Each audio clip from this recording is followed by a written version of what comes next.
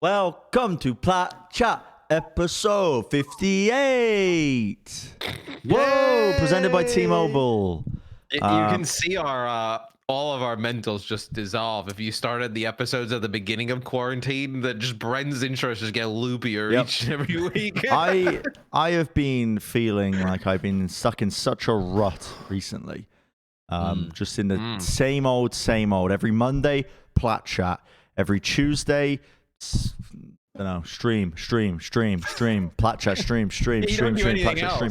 But I needed to switch it up.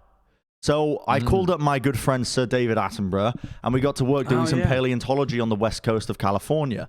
And we were going up and down. A lot of people don't realize this about the west coast of California. Did you guys see this, by the way? I was posting on social media. The moon is water? I saw that the moon had water. I didn't see anything about the west coast of California. No, me and Sir David Attenborough. Oh, you and David Attenborough. No, I didn't see that on Twitter. Did you tweet at him? We actually were keeping it on the down low, but there were a couple of leaks. I think we squashed them. If you guys didn't see them, that's good a sign. There's a new BBC documentary that's coming out pretty soon. But we were going all across the west coast of California, and we were doing some paleontology, and we were digging up some various ruins and whatnot. Not ruins, but mainly looking at fossils. And while we were out there, it was the most interesting thing. The crazy thing about California, guys, is that it actually gets you some of the most varied levels of fossils throughout the history of the Earth compared to any other region, because it's been radically changed over the course of its... we have Overwatch, bro. Who cares about rocks? Over the course of its lifetime. It's crazy. It contains rocks of almost every age, from Precambrian to the recent ages. That's crazy. Yeah, the dinosaurs. Which is meant. I mean, Precambrian is before the dinosaurs. Oh wow, yeah. Wait, what was before the dinosaurs? It is Precambrian is the earliest part of the Earth's history. California has fossils from that era. It is crazy. You can find fossils from almost every single era of the world. We were going through it, but basically, California was covered by a warm, shallow sea. Inhabited by marine invertebrates such as ammonites, brachiopods, corals, trilobites, and during the Carboniferous and Permian during the Carboniferous and Permian swamps covering the state, when it has a lot of stuff like that in it. So me and Sir Attenborough, we were roaming around, and we're recording for this documentary. David, I mean, I don't listen in public. I would never, but private, you never know. Don't want to cause any rumors again. We were just roaming around, and you know what? My brain isn't what it used to be. You know, Mr. Attenborough Sir Attenborough, very intelligent bloke, but he also can't remember every single fossil that exists. But he picked up a rock, and he said, "Bren, will you please get the hammer and just tap it gently, just here for me?" And I said, "Yeah, certainly, Sir Attenborough." So I picked up the hammer, tapped it very gently, and the rock that he picked up, split into two. And what we revealed inside was a beautiful ammonite. This is a creature that is some of the oldest organisms on Earth. Absolutely beautiful. And he said to me, "If you tell me the exact period of where this came from, I'll tell you what, Bren, I'll let you be in my next documentary." Wow, that's a big statement. But that's a lot of pressure. Ammonites have existed throughout all of the Earth's existence. Essentially, they even exist some today. Yeah. They are all over the place. Big Bang just spawned ammonites. Exactly. Incredibly common fossil. They've been around all over. So it was highly unlikely that I would be able to pull out some sort of period of time, maybe the Paleozoic era, maybe the Mesozoic era. I don't know. I couldn't really pull it out. Yeah, so I said, "David, before I answer this question," say again? What did you just say? Yeah. Matt just said, "Yeah, the temples, yeah." Okay, Go on, carry on, idiot. Broke me. Yeah, so I said, "Okay, David, give me a second. Really need the toilet." So I buggered off round behind a rock, pulled out the old 5G device. Hey. Looked it up, and I looked. During the Kenozoic period, the sea levels rose and fell over time. So the state was home to a variety of ancient environments, including ancient seas. And I went back to him and said, here it is, David. I've got the answer for you, the Kenozoic period. And he said, I'll be damned, Brennan. That was actually very knowledgeable of you. I wasn't expecting you to get that one. And thanks to 5G, T-Mobile's 5G network, I was able to get the answer and secure in and lock in that documentary spot for next year. Unbelievable for him, because T-Mobile has 5G coverage in all 50 states. And T-Mobile has America's largest 5G network, and even better. True. No other 5G signal goes farther to bring you closer to the Overwatch League and keep you connected to the game. So rank up and take your wireless game to the next level with T-Mobile, and visit T-Mobile.com today. Yeah. Welcome to Plat Chat. Pyramids. Yeah. That was one of the most elegant stories. The way that you segued into that T-Mobile read, absolutely flawless. Yeah, it's like the Xeno rock. Yeah. It was articulate. Yeah, and Matt learned so much as well about temples and pyramids. Not gonna lie. Pre-something era. Once we started talking about rocks, I turned my brain off. Well, Matt was like the core people. Once I knew T-Mobile was gonna save the day, my brain went right back on. Oh, it switched back on again. I don't know why you weren't interested though, Matt. Because I thought you liked other people your age who are absolute fucking fossils. I thought you were into that kind of stuff. You say that you're a day or two from using a walker to get out of bed. You're so crippled. I actually am today because I went and played tennis yesterday. It was the first time that I've been outside. You played tennis? Mm-hmm. It was my first time of going outside the house to do an activity. Josh plays 30 minutes tennis. And he's got to recover like he's LeBron James. He's got to sleep in a hyperbaric chamber. He's got to do multiple ice baths. I mean, the guy can barely bend his knees anymore. I can't believe that Josh did exercise. Yeah, Matt hasn't been out of the house in months. Genuinely, yes, months, I have. I go down and I get my mail. Who'd you play tennis with? No, that's inside the house, though. That's inside the apartment. No, it's not. Then sometimes I go outside, I see what's going on, and then I come back in. I go outside. Absolutely tragic. Who'd you play tennis with? I played with Beth. Djokovic? Yeah, Beth Djokovic. Beth Djokovic, yes. That's actually Djokovic's first name. He never mentions it, though, because he thinks it's kind of embarrassing. I'm so proud of you for actually going outside, Josh. I thought that you were afraid of the outside world. Not the case, though. He is. It sounds like a toxic wasteland. It's like, outside. I don't want to go there. Yeah. We've got big news, though, because we have finished the cosplay competition that we opened up last week. We had many entries, thousands of entries, but there can only be one or two or three or four winners. So we are going to decide and distill. We picked out off our winners, right? Yeah, the top four. The top four, but who's the grand finalist? Do we know? Yeah, we've already picked it, but you're supposed to reveal it to the people slowly and tickle their balls, you know? So here's what we're going to do. We're going to start with... with third, and then work down to fourth, and then back up to second and first. Oh, well, we're going to start with fourth. We did fourth first, yeah. So. Start with fourth. So... Can you reveal the fourth at the end? I don't know. Okay, whatever. In fourth place, twitter.com/spinderwin.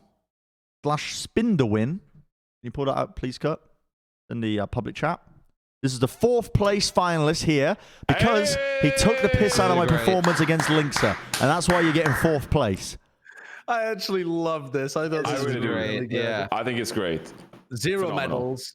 Zero medals, 5 deaths. I don't think I did any damage to Linksa in the 1v1.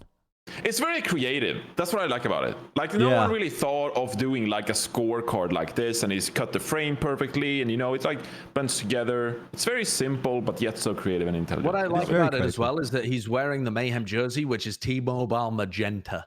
Maybe it's not quite the exact right shade, but it's close enough. It's one of the hues, for sure. Yeah, I love that. So that's our fourth place cosplay finalist, if you want to call it. I don't know what did they win, Matt? First place will get the big boy. Okay, but he's not winning the big boy. He's not first. Yeah, but he'll get 5 Halloween Terror loot boxes. 5 loot boxes. Yeah, we got for PC, we got codes provided by Blizzard. Thank you, Blizzard, for providing those to give away. Shout out Blizzard these days. Yeah, and then the first place will get 24 of the Halloween loot boxes. Nice. In third place, big jump. Third place, Prince Oinksy 1. You can pull that one up, please, Kurt.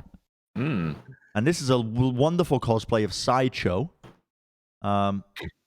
Beautiful cosplay of Sideshow.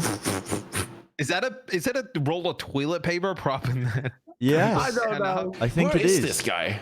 Yeah, those are Pringles, yeah. So there you go. And at this, at this point, Josh might as well be made of Pringles. Really salted egg. Salted egg. He said this was the photo of Sideshow. He said this is the photo of Sideshow I used as a reference. The salted egg Pringle. Because I don't know. I wouldn't say I'm a salty person, to be honest. No, but you consume that many Pringles that you're essentially 50% egg, 50% salt. Yeah, I was gonna say your entire likeness has just been devolved into an egg. Like, you build up this big brand of like Sideshow Gaming, and now you're just known as this Pringles inhaling egg. It is. It is it's a disappointing end, isn't it, to Sideshow as a brand? It's almost like Julius. Are you planning to take me out back, send me upstate? It's almost like Julius Caesar, isn't it? It's just how I thought he would go out. Like, I can't believe that you're just known as Mr.X now. Uncle Egg. Uncle Egg. Sorry, Uncle Egg.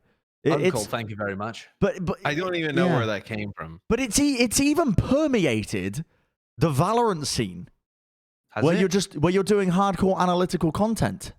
Oh yeah, people. They just call you Uncle Egg there as well.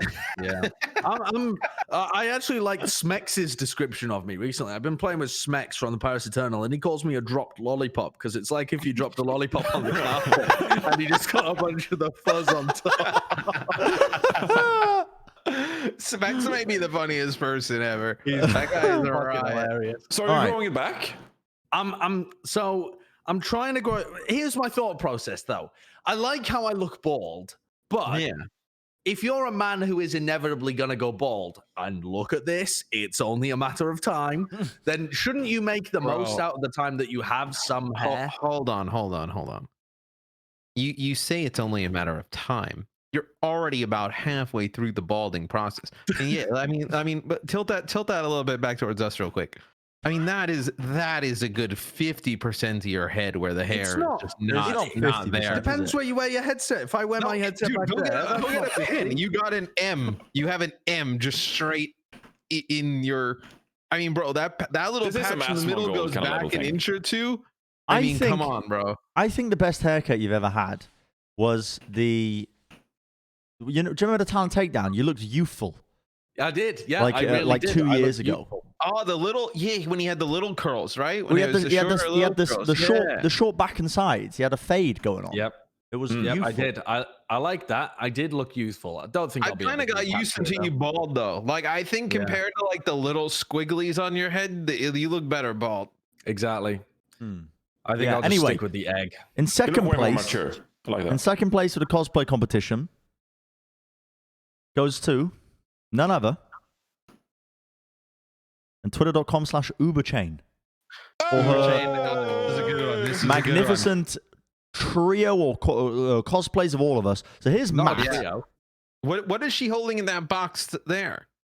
That's supposed to be Easy Mac. Chamomile tea or something? Oh my god, is that Easy Mac? I feel like there's just details macaroni details. It is Easy Mac, yeah. It is. There's a lot of depth to this one. There's a lot of depth to this one.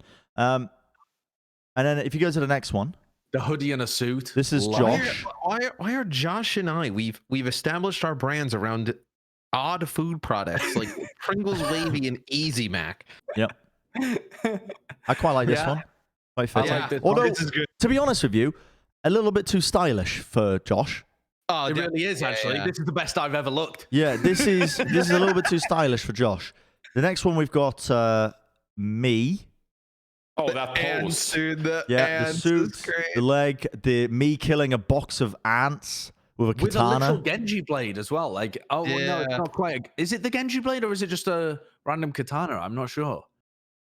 I think that might be an actual dragon blade. What are you eating in the top right? Yeah, what's the food? Mango something. Mango chips. Mango Juan? I don't know. Chiron? Maybe that's just because Bren is always eating. Yeah. Like in every episode, that's true, he's just munching away. Everybody just associates me, Josh and Bren, with food, and then Johnny just with his audio.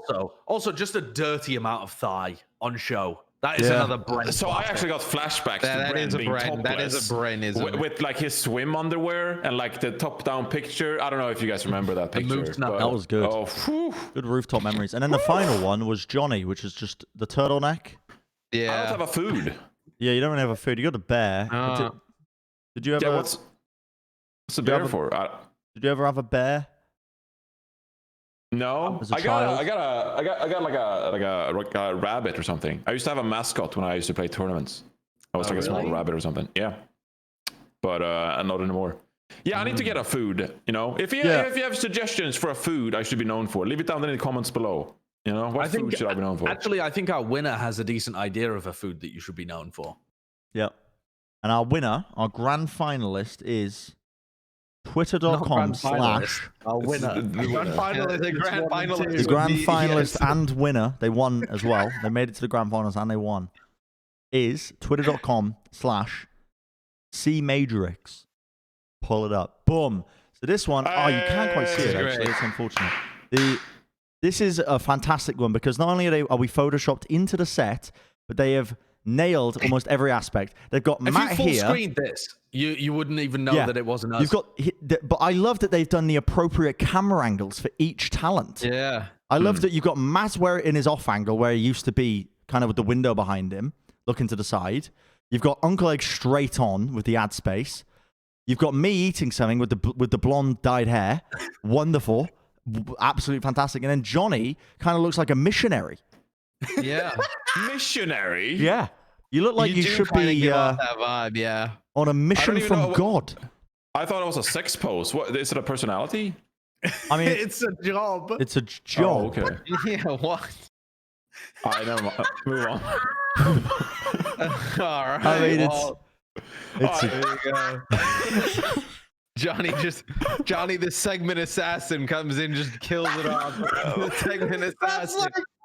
That's like if you told someone about the animal, a dog, and they were like, well, I know doggy is a sex position, but I've never heard of a dog. Oh my God. Let's keep it real. That's so good. We had a bunch of great... I don't want to be known for that, please. Yeah, I mean, at this point, I think you're trying to escape the inevitable. Congratulations to our winners. Bring it up again. I'll be reaching out to everybody with the codes, but thanks for all the submissions. Matt's going to reach out. And now we can finally start the episode as it was meant to begin. Oh, real quick. Any you Twitter freaks out there? We got a Twitter now. Oh, we do have a Twitter. I forgot to frickin' mention it, dude. We got any Twitter heads? Any big fans of Twitter? I don't use it anymore, but you should. You should follow us. Plat Chat Podcast. There you go. Boom. Yep. We're giving away. You would have a follow button. For every 100 followers, Matt will follow you on Twitter. Yeah, that's not true. But yeah, sure. Josh and Bren don't follow it, but you should. Yeah, I don't use Twitter anymore, so I'm finding it now. He's trying to hold out to be the 100th follower. Yeah, I just don't use Twitter anymore. Okay, look, refresh the page. I'm following it now.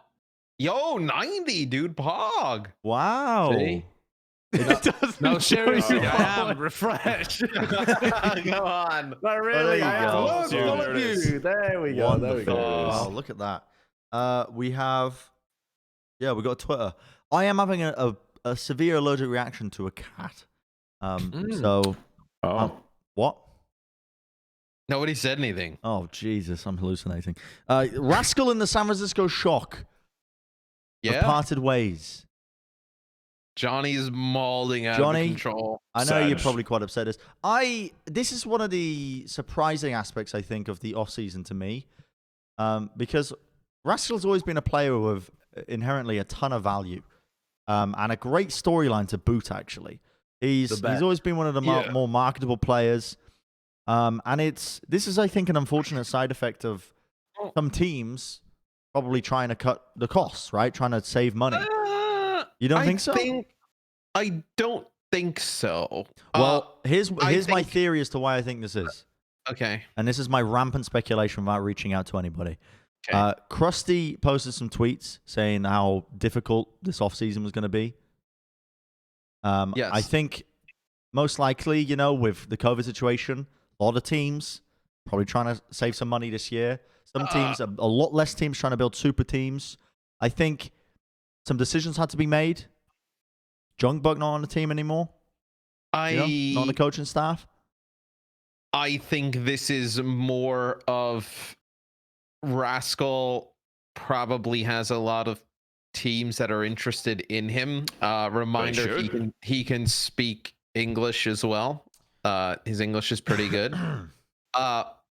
And if you're the Shock, do you want to pay, starter really top quality for somebody who for a lot of the season didn't have a huge role with the team, right?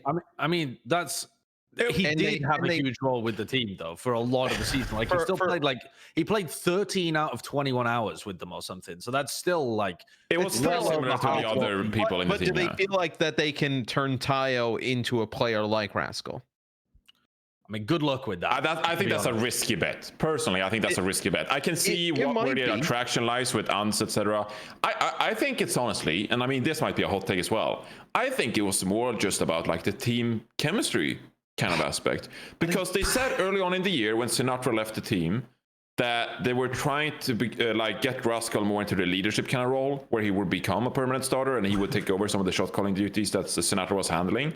I don't know why Bren is just laughing, but sorry, I'm laughing because we have just come out with the most rampant of speculation. I've said that the San Francisco Shock are broke. Speculation is fun. You said that Rascal's not fit in the team. I think it's more of that. Can I finish my point? Yeah. Yeah, go ahead, sure. No, I just think that I don't think he properly gelled in the kind of shot calling position with this team. Yeah. And I think you saw him come in pretty necessary situations where he was more so needed for his hero picks or filling a role that someone on the team really couldn't. It was not because of the personality of who he is as a player as much, I'd like to say. And so I think that when you look at Rascal's kind of situation within this team, you can sort of find other ways to fill what Rascal brought to the table, and then it becomes a conversation I don't know what I was gonna say, where it's maybe salary, or it becomes an issue of hey, we can't offer you permanent start time because we have other priorities. But it didn't feel like Rascal was a mainstay of this team as much as he brought something very necessary to the table. But no, and you also have Moth is a free agent technically, right? I believe Violet as well.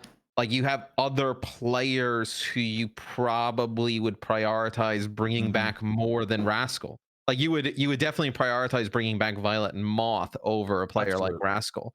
I even think you also would probably prioritize bringing Super back over Rascal because of just his personality and Super has more intangible marketing things. Right. Sure. So Rascal kind of ends up being the odd one out here in terms of. It's very difficult to bring everybody back, especially when everybody probably feels like they deserve starter time. And Rascal knows he can be probably a much bigger part to a different team. I mean, and with so many other free agents, he can't see that kind of is the odd one out. You can't see what happening. I feel like any team would want to keep hold of Rascal. And also, the point is, he's been on this team now for so many years that the ideology of Shock is ingrained in almost every single one of the players, where it's the team first and playing second. And of course, you're not going to be able to remove the ego of wanting to be a starter on a roster. I'm not saying that's the case, but I think, what would you rather have? Yeah, would you rather play for a mediocre team with a tiny chance of winning the overall playoffs, or would you rather stay on the team that you've gotten 2 championships with? That's not his choices here, because anybody that's paying money for Rascal is paying out the nose to build a championship team. A very good team, yes. No one is going to be able to afford Rascal that doesn't build out the whole of the rest of their roster properly, right? Because what our premise coming into this year, this offseason is, if you're getting any good players, you're trying to get all the good players in order to actually compete. You're not going to try and put together some middling roster because it's a waste of your money. If you're going to try and put together a middling roster, well, fuck it. You might as well go into contenders. So if you're going to pick up Rascal, you're going to be trying to gun for the top spot. So I can see where it's just a change for him. You know, it's just like, I've already won 2 championships with the Shock. Do I want to go, maybe, fuck it, do I want to play on a full Korean team again? Do I want to try and, start a big power player for some other team? I can see that a lot of these other options would be very attractive to Rascal. Can you also go into free agency if you're the Shock and replace Rascal with I'm going to throw a name, Ali, or like, we were really high on Erster and then he didn't have a great year with Atlanta. Like his stock probably isn't as high, but if you put him into the Shock format, I 100% believe you could. Can Rascal be as good as can Erster be as good as Rascal was, right? For them, big Erster stan, big Erster stan. I love how robotic you said that. So certain. But that's something where Erster's stock right now is probably lower than Rascal's, you would say, right? Because Rascal's he won 2 championships, right? He's played a ton for them. Where if you're the Shock, it's like, we could take a chance on a player like Erster, who we've seen play like at that level, put him into our system and see if we can find another Rascal, right? A player who we know has talent, didn't work out on Dallas, didn't really work out on London, right? And kind of make something out of it. I don't think the Shock, I think there's a lot of options for them there. And I also think if you were looking at it from a team standpoint, their free agency, they're probably first priority is to bring back the supports, and almost tied with that is to probably try and figure out a way to keep Super, right? So I think this is just kind of a casualty of all of those things trying to happen. See, I think they would rather go for like a younger and unproven player, because we know that Erster is really good at the game. You could, I think it's a bit too perfect almost for Erster to go to that team, and you also probably have to pay a fair bit because Erster is that attractive. I could almost see San Francisco Shock doing like an ANS kind of thing, where they pick up some contenders player or whomever who is relatively unknown on a cheap deal, but plays that flex kind of position that Rascal does, and they just try to bring him into the system, and they start building around him, and they bring up his potential. Because who wouldn't want to be part of the San Francisco Shock at this point? They have a great coach that can really build out your potential and make you a great player and really make you worth of something. So I just see them going in a bit of an unproven kind of like younger potential prodigy kind of direction and picking up. They know the rest of the team is so solid that you plug in a player who has that type of talent, like at a nonce level, right? Maybe you can't find somebody like him exactly, but somebody in that type of mold, and you can turn him into the player that you want. Yeah, and here's where like we should be discussing like Korean contenders players, but like someone like Pelican, for example, from O2 Blast, probably could fit into this team pretty well. And he's 18 years old, like he's a young prodigy, very attractive. Right. I think a lot of teams looking to build on some of these Korean contenders players, but that is like an example of a player who's new and needs to be brought up you have a better chance to on his talents. You have a better chance if you're the Shock to convince a player coming out of contenders to join your team, because then you can say, hey, look at what they did for Once in a way, right? Like he kind of became like a household name of the league in 1 year.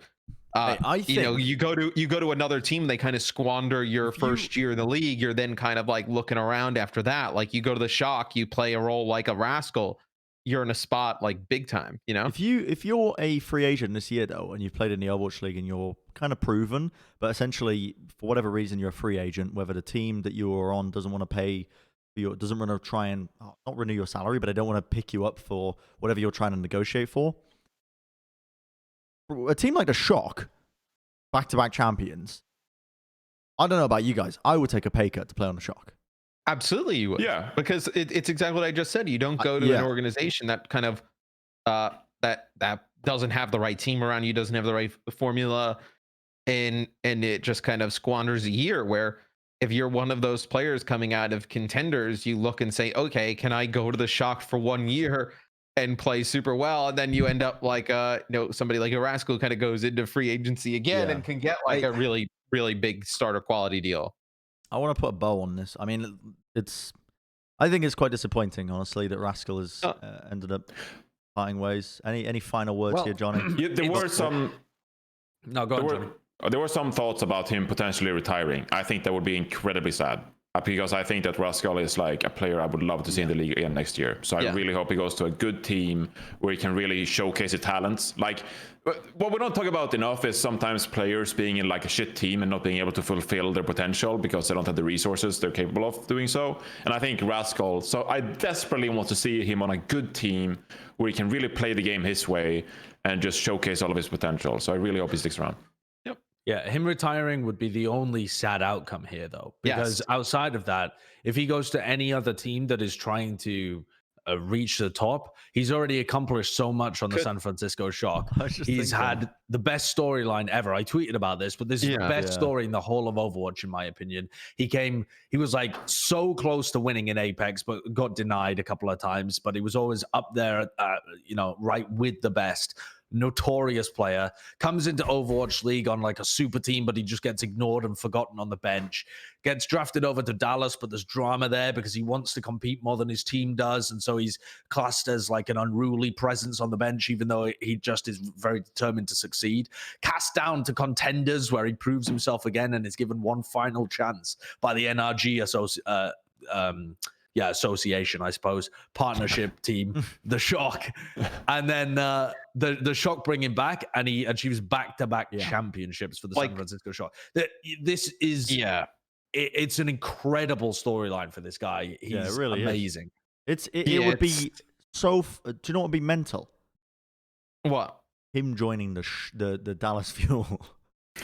See, I was gonna offer a team, definitely not the Dallas Fuel. What were we talking about in the emergency episode? We were like, there's a bit of a gap in the DPS of Dallas and what they're showing us. But it's a hit scan for that role. It's not for this role. Gap. It's not for this role. Well, Sparkle, he was really good on the Genji and Doomfist, but his May was pretty shite.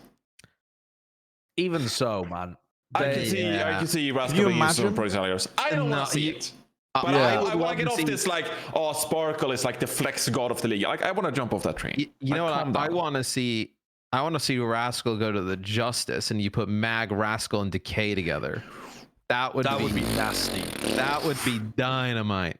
I would actually get down for that. Actually, kind of nasty. That is a solid, because then he could be like the championship leader of that team, right? That is so good, actually, because that's the thing with the Justice, is that you can't rely on Decay just being your flex player, because it limits Decay. Put him alongside Rascal, get Decay and Rascal back together. The boys, bro, the boys. Give me that. That would actually be fire. Or, you know what would be pretty better good? than him on the Shock. I would like to see him play all the time. I think it would be more fun. This would also be quite fun.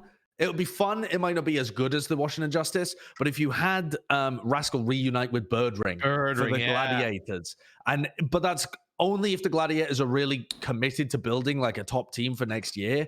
But I think that would be fun. It wouldn't be as fun as the Justice, where I feel like he could really pop the fuck off. But in terms of being like a closed loop of his story, that would be poetically elegant. There's a lot of cool teams you could see him. Like let's say if he replaced Nero for Guangzhou, right? And they were able to do like Happy Eileen and Rascal, like that would be pretty interesting as well. I would much rather prefer him to go to one of these teams and actually see him play like a lot more and be like the leader of a team, right? Yeah, the starter for sure. Yeah, like a 100% starter all the time, like being like the captain of a squad. Like, I think the Justice is a perfect opportunity for that. Brush over getting dono walled. What did you say? What did you say? You didn't hear me because Matt was talking, but the chat heard. The chat's the memes that are gonna be made of that on you. Okay. Heartbreaking. Absolutely heartbreaking. I made a really shitty joke. While you were going on your it doesn't even matter. The more I explain it, the more embarrassing it gets. We gotta move on. Are you gonna move us on, or are you just gonna stare at the go on. Then. Yeah. I was just kind of letting it sit there for a little bit, let it, simmer for whatever. Let the meat tenderize. Haksal has retired. Oh, actually, sorry. Oh, never mind. Doesn't matter. You want to go back? Yeah. What, this stinks? Yeah, no, this actually this blows. Haksal retiring. What a superstar player, honestly. with a ridiculous career that he had. I think he still had. I don't know. I feel like he absolutely could still have played. Oh, for sure. Oh yeah. This 100%. This is. I don't know. Did he give any justification for why he retired? It sounds like he wants to be a content creator, or he wants to stream some more along those lines. I would imagine that if I had to pure speculation get inside his head a little bit, the Titans situation must have been boom worthy. Yeah. I mean, like really, that a situation like that, especially when you then go on to New York and you don't succeed to your expectations at the end of the season, it's just going to sour you to the entire process. Like those are the kind of years that can really put you off because everything went wrong. Like your expectations were so high at the beginning and you felt so good about it, and then they just fell off a cliff like super fast, and it's just all been kind of tumultuous and downhill. And I think for a player like him who's had so much success, unless he was going to end up on a team that could achieve that, it almost just doesn't make like sense. And I kind of say that as like, once you've been as good as him and been on a team as good as the Vancouver Titans were, to kind of come back and then have everything happen with Vancouver, go to New York and get like, fifth, like sixth, like it's just like, unless he was going to go to like a Shock or somebody who could actually contend, like it probably just felt like he was putting in a lot of time for not the quality that he thinks he can achieve. I mean, the dude's been playing with the same core since 2016, and now they're ravaged and thrown to the wind. So it's hard to get that kind of motivation back. Yeah, you said good, like having played on a team as good as the Vancouver Titans. I think it's also important to say, like when you've been on such fun teams, like this guy was on Runaway, who was a fan favorite, and had so much fun during the seasons in contenders in Korea, because it was like, oh, here they come again, it's Runaway, fan favorite, and then also playing for the Vancouver Titans with like freaking Bumper, dude. Like how much fun is that? Like you have such personality to the team, you can talk trash. Like didn't Haksal like talk mad trash in like 2019 or something about like, oh, we came from contenders and now we're beating the Shock, and like like that's fun, that's when you enjoy playing Overwatch and you're having a blast doing so. But now, with like Josh mentioned, everything going on in Vancouver Titans and then as well, like it's ridiculous. I think I wouldn't be surprised if after a year he gets the competitive itch again. Maybe this could return. This could be a player like whenever Overwatch 2 comes around, like this is a type of player who I think you could see picking it back up again and being like, you know what, maybe I go again. Yeah, I thought the same kind of thing for Fissure when he became a streamer, and actually I suppose he did try and come back with the Titans actually. With the right deal, he just then, I mean, again, that team exploded. So I could see Haksal coming back for sure, but I think this is a good break for him. Yeah, because he retires does not mean teams are going to stop calling him. They're still going to keep calling him up. And if he ever wanted to type that LFT Twitter post, that it would just again the hype generated off that alone. Oh yeah. I mean, this guy he's so insanely skilled. Like it's he should have gone to Washington Justice. Yeah. I mean, again, that would be a ridiculously good move. It really would. And people, I have seen this recurring narrative about Haksal's retirement. Not from everybody. I think that would be unfair, but it is definitely something that I've seen pop up on Twitter from a couple of people, on Reddit from a number of people as well. Some fairly upvoted things of people saying that Haksal wasn't really a great flex player. He was just good at the Genji. And people are saying, did he even achieve anything in Genji this year? Because they didn't even win when it was Genji meta. Listen, shut the fuck up. You're talking to the greatest of all time Genji player, who also was one of the best Doomfist last year, has an elite level Mei on him, has played Pharah at the top level as well. He's like the best Brig. A bunch of other shit. Yeah, it was the best Brig when it came to GOATs, and would have been the best Brig if that was his role in the future too. What a fucking spectacular player. Now, thank you not to talk shit about my boy. He's an Overwatch icon. He really is. Like he's like top 3 names people think of when they talk about Overwatch. Look, there are some other players who've retired or gone on to other games that if they were a free agent again probably wouldn't get that much interest. I kind of put him in the ballpark of if he called your team up and said, "Yo, I want to come out of retirement and play for you," that team would just be like, "Yeah, sure," right away. Like there's not even like a discussion about it. It's like, "Yep, yeah, come on in," right? There's no argument there. Every team would love to have a player like Haksal. Real shame about the retirement, but I would. That's a bet I would.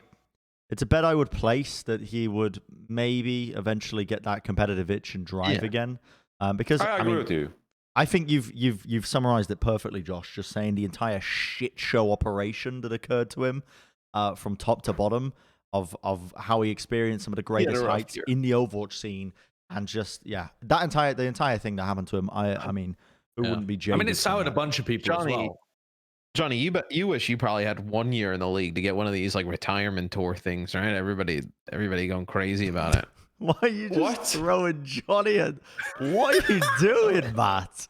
Where did that come from? So it's just what I thought of. Like, we didn't get like a reinforced retirement tour. I mean, that was supposed to be the World Cup, and then we got boomed by Australia and China. That was supposed to be like the redemption arc, and then it just shut down. And I was like, well. I had like it lined up. We had a great interview on the Blizzard website and everything, and I was like, here's the redemption arc, and then just like fucking fell flat, and I was like, well, let's hope we never talk about that again. Yeah, I remember me and Josh got to cash in games. Stories.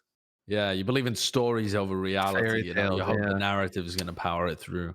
Look, man, once in a while, you gotta believe you are an anime character. You gotta believe in your own anime character story. All right, some more positive news here. Toronto Defiant have picked up a little coach by the name of KDG, which is really interesting. And they keep Logics. Yeah, they kept Logics as well. But this indicates that KDG was presumably getting paid a very reasonable wage on Philadelphia Fusion, one can imagine. But obviously, we're going to get to what happened with Philadelphia Fusion a little bit later as well. But KDG moving over to Toronto kind of signifies that Toronto willing to spend a bit of money here to try and build something that's going to be good. And why the hell not after 2 seasons of disappointment? Yeah, it's great to see. I know on the kind of like special episode we were kind of wondering like what direction does Toronto decide to go? Like, it doesn't look great. They're releasing the whole roster. Like, they weren't great in year 1. This is a really good sign from the organization. And if you're a fan of Toronto, to be excited, because you keep who's arguably like your best player with Logix, right? I think I love Logix. I think he's great, very strong in like the hit scan role. He's almost like a little bit of the Saya player, where it's kind of funny they played with each other, but where they're very strong mechanically. They just need to kind of be put in the right situation. And now you have a coach who has coached really successful teams, who you hope can get some players in there, and you can start to turn it around. I'll just say this before passing the baton. Okay. Before I pass the talking stick over, there's a lot of people with some recency bias over the Philadelphia Fusion, little goldfish viewers with these tiny pea brains who are thinking, KDG, but they did terribly in playoffs. Like, why are you guys speaking so highly of KDG? If you look over the course of the entire season for Philadelphia Fusion, I think they did phenomenally from a sort of coaching perspective. I think that if they didn't have the game plan, the team was at least set up to adapt on the fly and be so good at, essentially the players were well coached. They were well versed. I think that comes from the coaching staff and comes from KDG during that season. The playoffs weren't that good, sure, but oftentimes we talk about these teams, and I part of the reason I stopped reading social media, because I'll see a comment that will just set me fucking punching holes in the wall, seeing stuff like, why are they, bigging these people up when they did this and whatever. Recency bias drives me at the fucking wall. Take it away, boys. I'll say this. The most unlikely candidate in the league, but I am absolutely, fully, and totally a KDG simp. I think this is one of the best coaches in the Overwatch League. Through his entire tenure in the Overwatch League with the Seoul Dynasty, then the Philadelphia Fusion. I'm with Johnny. I love his substitutions, the way he's ran some of these teams. People were mauling, okay? I still remember like the Plat Chat episodes from last year. Last year. People were off the walls about him running the Seoul Dynasty and being like, oh, they have 12 players. They're running 2 different teams. It's all over the place. Who's going to take control of the Seoul Dynasty? It's chaos! us. And I was like, I love it. I think it makes so much sense. I think he did it in a really fantastic way. It worked. Like no one had ever seen like two full teams like that, like 12-man teams really work, and I think KDG did it properly and did it really well. I love the way he ran the Seoul Dynasty. I think his player substitutions in the Philadelphia Fusion, the way he integrated Hisu and Ivy into the team, but then ran Carpe when it made sense. I loved what KDG did with both of these teams. So I think he's one of the most underrated and best coaches within the league. Even if you don't really like love him as a coach, he's been really successful in the league. Just to kind of go through it. With Seoul Dynasty, stage 1, 3, 4, 5 through 8, and stage 3 playoffs, the overall playoffs 7, 8, and then this year, 3, 4, second, and then 4th. Like he's had good results for whatever you kind of believe in terms of like the substitution rotations that he's done. I don't think he's bad by any means. I was just rankled by the one of the best coaches in the scene. Because I think calling him like somewhere between 5th to 10th is pretty reasonable for head coaches. Yeah. Who would you put above it? I would have Krusty. Yep. I would have. I mean, it depends. It depends how specific you get on like coaches. Because like, are we counting Junkbuck 9K separate from Krusty as well? Sure, like, go ahead. If I wanted to pick for this year, I would have at least 5 candidates above KDG.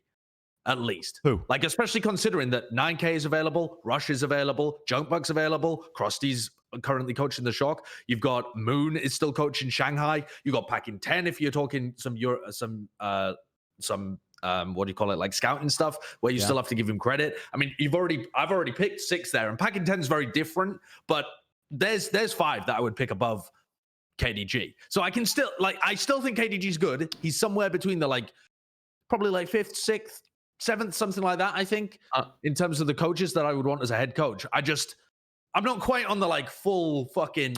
I'd probably say third, 4th, something like that for me personally. But I can see where you're coming from. Think about how many coaches we have in the Overwatch League. Yeah. And then put that back into perspective of what you've just said, Josh. He's still a very yeah. He's in the top 10, but that's nothing to scoff at. Top 10 is just top half though. So start simping. Or what cutting your mic? Well, I think what you could say about KDG is I feel like some coaches in the league don't get the best out of their rosters. I feel like he will get everything out of the roster they put around. Like he will tinker with it. He will put people in different positions. He will figure out a way to maximize the group that they have. Yeah, I would definitely agree with that. I don't really know whether the KDG teams tend to exhibit great teamwork and coordination and excellent strategy, but he does definitely tinker with his rosters to try and get the best out of them in the best roles. I agree with that. What's more interesting to me about KDG is other people might be wondering, why the hell are you guys so high on the Toronto Defiant after they've just signed one coach and kept one player? Why on earth are you guys thinking they're still going to be good?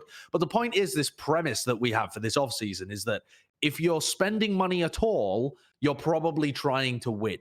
That's how a guiding beacon during this offseason. Yeah. And it seems like Toronto Defiant, because their owners said they wanted to win, and because they booted everybody, and now they're actually signing somebody who is, top 5 coach, top 3, according to Johnny, coach, they're spending money in order to get something of a good team. So this whispers into your ear that they're aiming for some kind of top, either mixed or Western roster for next year.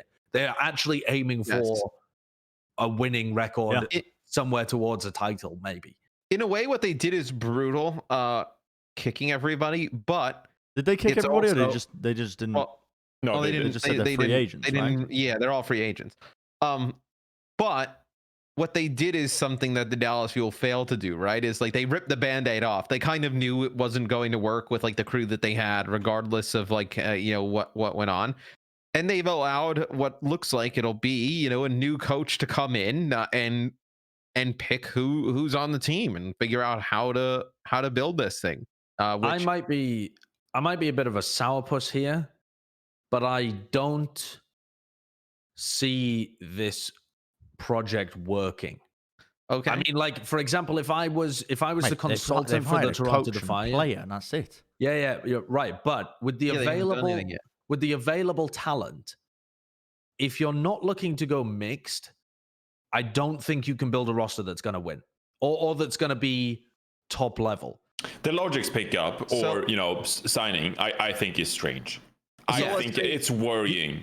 You can't build a team around Logic's. Like Logic's at best is going to be a role player on a top team. Like if your aspirations genuinely are to compete with the San Francisco Shocks, the Shanghais, the whatevers of the world, the Dallas Fuels now of the world, you're going to probably need to have this team be Korean and English speaking. Yeah. You know what I mean? Like a blend of the two. And the pickup of Logic's there is a strange one to add into the mix. Maybe just to try and keep a single player around and keep the thread of continuity going in any sense. But I don't trust Toronto to do this properly.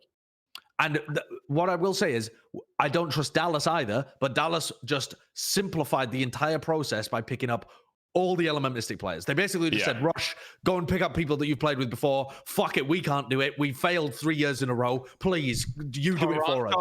Toronto should drop the Giga bag and bring in Rascal, Moth, and Super and just be shock light. Oh. See, the crazy thing is, though, Matt, unless they can do that, I don't know how they genuinely put together like a great team. I know that sounds like madness because the free agent pool is enormous right now, but unless you're picking up at least 50% of your roster as Korean players, which I just can't see from the way that they still have Logic's on the roster. I just don't understand how that would mesh in with do you want the dumbest take of the month?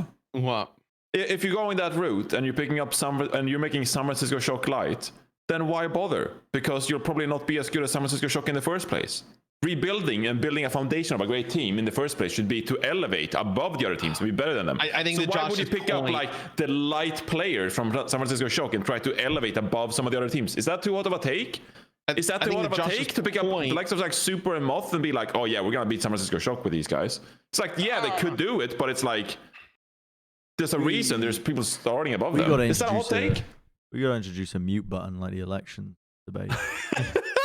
Like, do you disagree with all of this, Bren? I want somebody to clip Josh's little segue of I disagree with that you can't build a super team unless you build a mixed roster. I'm pretty firm on that, actually. Like, I'm looking over the free agents at the moment. Unless you manage to get Super and Moth, I will stand by that take that you can't make a full non-Korean roster that would be competitive out of the current free agents, unless new people came out. So if you didn't add Super excluding Super and Moth, you don't think you could do it? Yeah, because I mean, like, who do we even start with there as a tank? You know, you're talking about like, I don't know, Cloudy, Mooma, Beast, Numlocked. Oh, those are the kind of tanks that you would have available for. Well, you say what Bren was saying without. You couldn't build the team if you didn't get Super and Moth. Yeah, so why didn't they just go mixed? They could, but then the reason that the Logic's pickup's throwing me for a loop here, though. Yeah, it's really odd. Logic's hasn't played. Am I wrong in saying that Logic's hasn't played on like mixed rosters before? He did with Florida when they were mostly Korean. What was the roster where he actually played with Florida? It was still they had am I just being a perped here? No, remember when they picked up Saya player was on the team. They picked up who is the main tank? Why can't SNT they picked up a bunch of other players. They weren't successful. That's besides the point. No, but I see no reason why you can't have a mixed roster that's successful. The last time that Logic's played on the Florida Mayhem, he was playing with Tvik and Swoosh and Zappis and stuff. I've just looked back. I think Tvik had a lot of play time because he was a flex player. Time then? Yeah. Logic's Logic. The way I look at this is that it's a role that, honestly, in terms of calling, not that important. You just fucking click heads. You play in good positions. You vibe with the rest of your team. You learn a bit of Korean. It's a role that you can slot in a Western player if you want to. Disagree? Out of all the roles, hit scan specialist, I think that is the one role in which you can have a Western player. I just don't think in a Korean team. Logix would be it. Like, if you don't it think so? was like Logix is Kevs, mega if talented. it was like Kevster, I'd be like, holy shit! Like Kevster, like now you can feel that. Logix is incredibly talented. He's very talented, but he's also, your comparison to Sire Player earlier, I think was perfect, because Sire Player popped the fuck off on bad teams, and then when Mayhem got better, he never got fielded. Now, I don't know whether there was some juice behind that, like he always wanted to move to Valorant, and he just was never playing Overwatch or something, but there's a lot of players that pop off on lower level teams and then just never develop at the top level. And to me, when I watch Logix, it feels like the whole of Logix's career is like that. I don't know whether this guy's career scales to super team kind of level. Yeah, that's where I'm at. I think maybe mechanical ability too. Maybe I got selective memory, but in my mind, I've got Logix as somebody who can hang with the top hit scan players. Oh, his stats are bonkers. Don't get me wrong. His stats are absolutely bonkers. Yeah. But I've never seen him on a well-functioning team. Yeah, he hasn't been. Every team he's been on has set him up for failure, I feel like. Yeah. This one should be different. KDG gets the best out of his players. I would trust a team being built by KDG in terms of the scouting. I can't help but feel like part of the reason that Logix has been on bad teams for a long time, or non-functioning teams, is that he's part of that reason for the lack of function as well. See, he has a ceiling to him, you know? Like that when I watch Logix, I feel like there's a ceiling to the guy that isn't due to his mechanics, but is due to how he plays around with his team. I think I'd fail to be more specific than that. I think it's because you only seen him play with bad teams, but I think until you see him play with a group that's good. I will say that. I agree with Matt on that one. I think this is an opportunity for Logix to really redeem him and his career, because the narrative so far is that he generally plays on pretty bad teams and he pops off, but like he hasn't been able to be this like. He's always been like the star player who gets the highlights for bad teams. Yeah, and I think this is an opportunity to really, like get out of that and really become like a good player on a star kind of team. This happens not just about shooting with Widowmaker and like getting highlights. Like almost, if you want to compete with the best players in the world, like the best teams in the world. Sorry, like if this Toronto Defiant team is actually going to spend to try and become a top level team, Logix almost has to be one of the weakest players on the roster. A specialist. He has to be like the specialist. Like they need other players that are better than Logix. You can't surround Logix with players of a similar level. Like in order to compete at the absolute top level of the world, you would have to surround him. I think that's fine. I think that's fine with him playing better players. I think the time is gone. The time has gone and passed of the hit scan players dominating the server. Like players Has like it? I mean, Ants was dominant. KSP was dominant. Yeah. But these you're thinking of very like specific metas, but the teams have gotten better. They don't play in sight lines. Generally speaking, the amount of impact you can have as a hit scan player is it's almost mitigated by every other team getting better at avoiding common sight lines and playing better as a team. Like I feel like the impact one would have from receiving Carpe in your team, like back in 2018 when he was clutching plays. This might be a hot take, but back in 2018, I think teams were worse against playing against Hitscan. They were open in their positioning. They were letting free fucking shots off. Yeah. They weren't as punishing to enemy Hitscan players. But it's got to the point now where as long as the team play is good, team play has to be up to scratch. You can plug in Hitscan players, generally speaking, that can hang within that top 10 area, and you should be okay. Yeah. Mm-hmm. I think that is reasonable. That's the kind of conclusion I've come to over watching the Overwatch League. Like early on 2018, I would have said the opposite, but I think as the more I've watched it, the more I think that team play's gotten more important. Like positions like the tank and support are kind of overshadowing now the position that we as the Overwatch League has been hyping up for years. Like the hit scan, the fucking flashy role. Yeah, you've got exceptions like Ans, who just pops off individually, but they are exceptions. They're outliers. No one really does that anymore. I wouldn't say no one, but I know what you mean. Yeah, it's limited in its in its the team's gone better. I think this has been... To sum up my thoughts, though. Yeah, go ahead. Toronto are attempting a very complex thing here, which is building a super team from scratch. Like we don't know that it's totally from scratch, but I can't think of is there an easy core of a team to build around? Unless they just nick one from Korean contenders, and even then why is Logic still there? Exactly. I mean, bro, like I mean, I made the joke about the shot. They're literally the only 3-4 players available from a team, right? Yeah. From a good team. It is really tough, I think, to do what the Toronto Defiant are doing. And that's why I like Dallas's approach, because they are trying to achieve the same results while simplifying the process massively. Dallas's approach, I would say, is probably way more expensive than Toronto's approach, because they are buying out and trading for players who have had what Dallas are after. Teams, as opposed to trying to go into free agency to get players.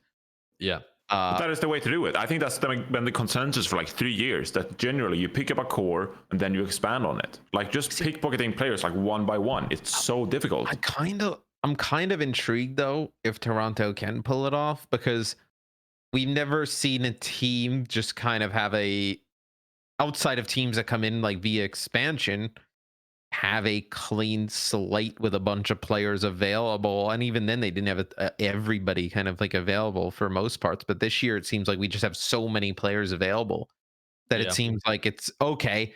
Can you you're not saying like buy a championship pretty much, but can you pick up the right pieces and buy a team that it's gets an interesting close? puzzle. My take on it is that I would trust KDG to complete the fucking the windmill puzzle. You know what I mean? Like he's at his grandma's house. He's getting a cup of tea. You know, and he's got the jigsaw. The jigsaw puzzle. He's filling in the pieces. I would trust KDG to do it. Washington Justice. They've done the impossible. Oh boy. They've signed a fucking tank player that's not raw. They've picked up MAG. They've got Decay. Apparently, Decay is the tweet said Decay is signed through 2022. Does that mean they've got him for 2 years? Whoa. Yeah, that's insane. I didn't even realize that. They must have paid like a fucking $1 million a year. I swear to God, for a 2-year lockdown contract, that's fucking insane. This is a team. How we just said Toronto, it may be hard to buy a title. This is a team that looks like they're heading towards that direction as well. They may have no synergy at the beginning, but if you're gonna go this route, you don't pick up MAG and Decay and fill it in with just the leftovers, right? Yeah. Why is this the first time that MAG's in the league? Decay doesn't sign through 2022 if you're just like, we're gonna put you with a bunch of people and see how it goes. Like he's got to have some assurance that they are gonna be, going in big in free agency. Was it an age thing with MAG? Yes, it was. Yeah. He turned 18 like 2 days before the cutoff last year. So if you signed MAG, he would basically only be available for playoffs. And at that point, you've already developed synergy with your main tank player, whoever it is. So, I mean, it would have been horrible this year as well, because we literally didn't even have a main tank position for the playoffs. So it would have been a total waste. That's what I was wondering, because MAG has been so talented for so long. It's been like really a full year now. Actually, it really should have been like a matter of time, and now finally, thank the Lord, he's in the league. So, even what's their roster now? It's just MAG, Decay, and Tuba, right? Yeah, I think so. They let go of the supports, and they don't have Stitch and Janu. Who's coaching this team? You say they don't have Stitch and Janu. Supreme. Their options were declined, but Pre also put out a tweet. Pre is the GM. He put out a tweet saying, just because the options are declined does not mean that we're not actively in negotiation with these guys. It's nice for them to bring back Janu at least. Yeah, that would be insane. I think they'd probably bring back Janu and Stitch, to be honest. I mean, judging by Stitch's playoff performance, I think you still want that guy on the team, honestly. Another go, I would say, with how he played the playoffs. I think so, especially because if in theory, like let's say they manage to get someone like Rascal, but Erster is still available, so there's still a lot of good free agent flex DPS players. If they manage to get a really good flex DPS player and they have Stitch, well, now you can bring either of those in to play alongside Decay whenever you like. For any meta, those three basically cover anything you could possibly need. Yeah. And then if you can get Janu and Stitch, they can convince Slime to get off the bench and Soul and come be their main support. Look, everyone kind of dislikes the Washington Justice for how they accomplished their playoff run. You know, there was like a bunch of drama about the care and everything. I cannot hate this roster. Like, if they actually round this roster out with some sick players, I cannot possibly hate this roster. Well, you know, people like having a team to dislike, you know, in the league, that they're like, oh, you know, screw that team, I want to root against that team. I cannot. Like, if this is Washington Justice, if they're going to be legit, they're 2 years are behind them, and I will just simp for incredible gameplay. I don't hate the team for what they did in the playoffs. I feel like they abused the rule, they bent a rule, the right circumstances came up. I just didn't like that they were upsetting other storylines in the process. But this team itself, like, from the get-go, I wish them nothing but success. I will say, I think, Johnny, you didn't get a chance to go to the homestands in DC, but they were pretty packed. The venue was awesome. The location was great. We're going to make you feel real upset. I think this team, if they put together a good roster, like, will be one of the marquee franchises for players to want to go play for in the league. Like, I really think that they've done a good job in terms of, like, building a home base in DC, and it's like that nice and attractive enough that if they get the right players and the right coach, this could be a big free agency destination for people. I have a notepad document that is literally just all the free agents at the moment, because I like to, you know, have it literally to hand for these kind of things. I'd like to pose you guys a question. If you don't have like a big list of free agents next to you, then it might be a bit more difficult to think of it off the top of your head. But ignoring Korean contenders, because there's a lot of good talent in there, and I don't want to get kind of stuck in the weeds with that. But if you could only pick people from OWL who are free agents, what's the best roster that you could make for the Justice? It would be ridiculous. Like, I have an idea in my head, but can you guys think of like some great rosters? Off the top of my head, with players that are free agents currently, you'd be looking at would you go? Is this a mixed roster in your mind, or is this one? No, mine would be full Korean. I think they're going to go full Korean, so that's how I. Yeah. Okay. Fair enough. I think you could build a roster of MAG. Gargoyle's a free agent off the top of my head, right? I don't know. Is he? I believe. I think he's technically a free agent. Yeah, I expect him to get re-signed. Yeah, you expect him to. Yeah. Okay, but MAG, Gargoyle, or Janu, Decay, Rascal, Slime, and Violet. Shoe. I mean, yeah, Shoe or Luffy. I didn't think. Is Violet a free agent? Shoe. Yes, but you would assume he goes back to the shop. I mean, that's the thing. I would, yeah, absolutely. Yeah, especially considering, bro, Violet is one of the best players on the shock. He really makes the shock. Well, how about this? Could you see them trying, if they were able to get Slime, could you see them trying to trade for Twilight? Possible, yeah. I mean, if they got, like, if Myeonbong went to this team, but he seems committed to the Boston Uprising. So you could build a nutty team with this. You could build an unreal team. Even if you wanted to use, let's say, Decay as your flex player, could you trade for Xe, right? And have like MAG, Janu, Xe, Decay. Like, I mean, Diem and NineK are also free agents. So if you don't want to keep Stitch, you've got massive other options there when it comes to your hit team. Could be just bonkers. Like, you've got Ursta, Rascal, and Glister. You get only like a third choice for flex DPS, and you're still picking up Glister. Think about what we saw Decay. Think about what we saw Decay do with like Gamsu. And the chaos that he was able to do with that. Like, you put him with a player like MAG. Imagine if you had like the aggressive play of like Slime in the back line. Like, this team could just be like this could be like a must-watch team next year. Like, you don't want to miss any of their games because they're that good.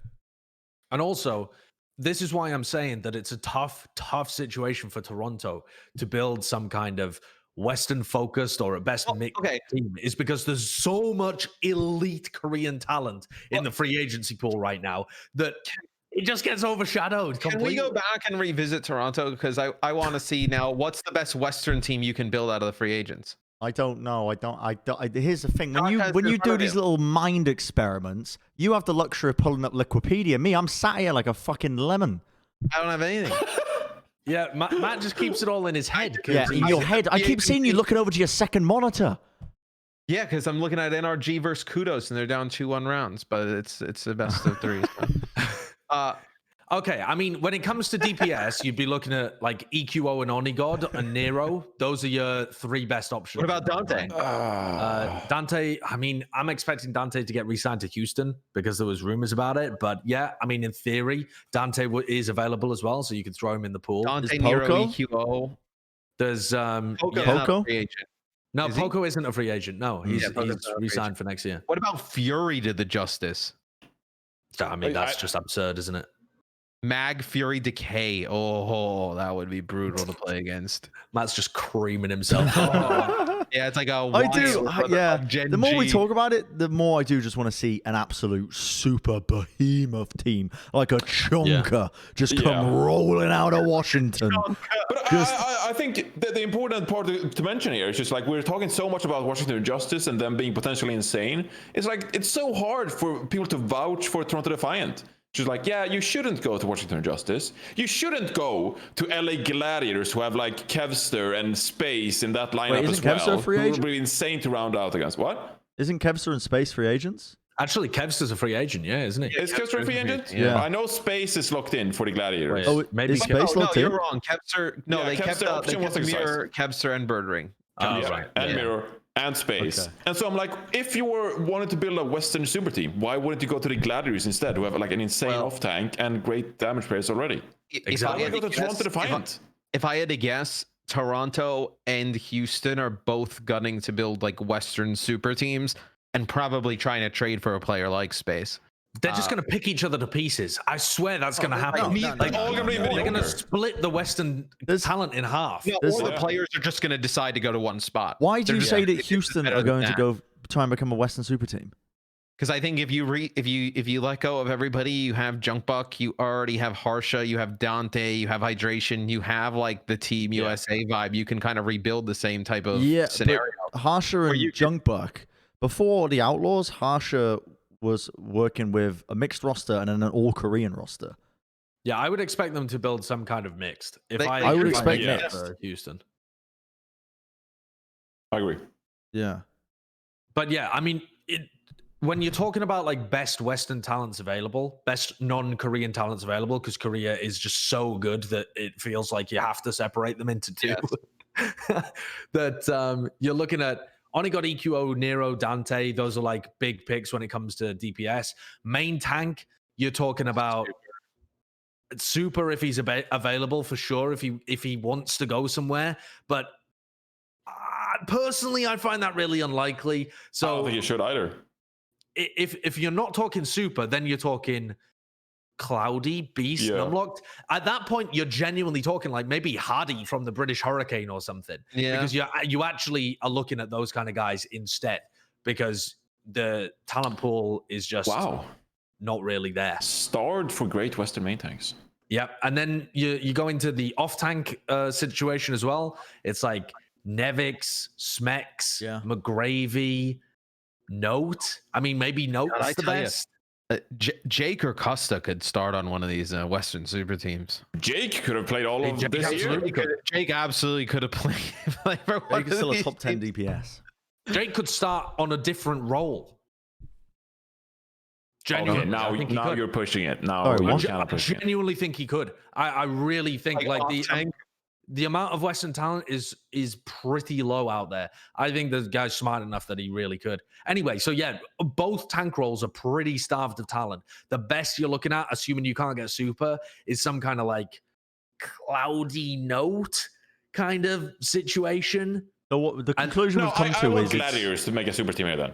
Pick a super and multi Gladiators. How about that? We mentioned that on the then you're looking at like episode. Then you're looking at like Boombox and Paintbrush. Yeah, you've made your point about talking about fantasy free agent teams. He hates free agency. What? Bren's just mauled in. I get your point. You've hammered it home. You've literally the point you put it in a coffin and you've nailed it with about 50 nails just to really make the point known that Toronto need to build a mixed team, otherwise they're fucked. Like we've got it, Josh. The 500th nail was the point. Okay. Thank you. That's what I was aiming for here. I thought your segment was great, Josh. Don't listen to Bren. This was just a philosophical rant from Joshua Wilkinson on the hubris of trying to build a Western team. Thank you for coming to his TED Talk. Am I free to move on? Yes, please. Yes. Go uncover some pyramids with Davey or whatever the fuck his name was. David Adam. Davey? Davey. You are such a fucking. Matt, do you know who he is? He's some guy. You're a plankton of a human. Do you know what he does? He looks at old stuff. You have a single cell brain. What the hell is wrong? How do you not know who Sir David Attenborough is? I'm actually offended. Have you never watched Planet Earth, Matt? Oh. Really? Genuinely, you've never watched Planet Earth? Yeah, no. What? What are the other ones that he does? What's the name of the other things that he did before? He's done so many different, like, amazing documentaries for BBC. Those are all boring. Yo, what if David Attenborough narrated like the island, Love Island stuff? Yeah, I like Love Island. That's what Matt would want. I like Love Island. The Bachelorette's good. Are you pretending? No, I've never seen that yet. I don't really watch that. It's incredible, isn't it? You mute him just for like 5 minutes. I just an uncultured swine. Kurt, you haven't seen any of that stuff either. Like 13-year-olds. Yeah, it would pop off. I want you to mute Matt for 5 minutes. Just put him out of this conversation for 5 minutes. I'm only asking for you this once. I'm actually so upset with you. Yeah, he's muted. Good. He's in a naughty corner. All right, NineK have replaced KDG as head coach of Philadelphia. This is Matt. Matt, we're gonna talk, and then we'll let you talk. Okay, afterwards. Yeah, we can't hear you. We've muted you. NineK replaces KDG as head coach of Philadelphia Fusion. I love this pickup. I absolutely love this pickup. I think that Philadelphia Fusion have just robbed the bank here, honestly, in terms of coaching pickups. Because NineK was always listed in the Paris Eternal as a manager, as like a general manager. He was the GM, yes. He was never listed as a coach. But I feel like, of all the players I've spoken to, NineK is just regarded as a fantastic coach. And I think that the Fusion, picking him up in replacement of KDG, for whatever the circumstances were that KDG ended up going, don't know what that is. But NineK to replace him, that is muy bien, you know? It's So what do you think NineK is going to do better than KDG? And I'm not saying that to like talk smack about NineK or even say that he's worse than KDG. I just want to know, theoretically, what do you think the improvement is here?